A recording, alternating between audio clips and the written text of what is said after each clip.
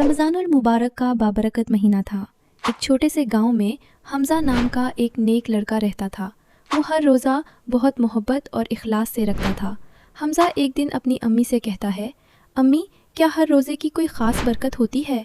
अम्मी मुस्कुराकर बोली, हाँ बेटा, 5वें रोज़े की ख़ास बात यह है कि जो उस दिन किसी की मदद करे, अल्लाह उसकी बड़ी मुश्किल आसान कर देता है।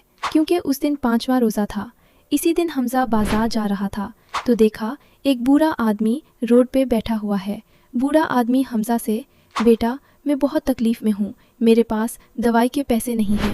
ये बात सुनते ही हमज़ा को अपनी माँ की नसीहत याद आ गई और उसने बूढ़े को दवाई के पैसे दे दी।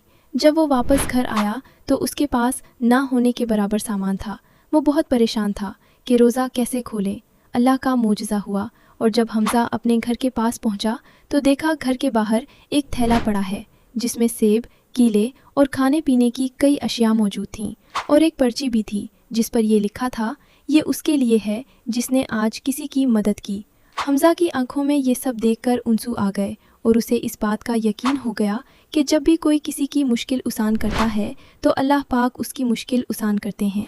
तो आज 5वें रमज़ान का पैगाम ये है कि अब दूसरों की मदद करें, अल्लाह पाक आपकी मदद करेंगे।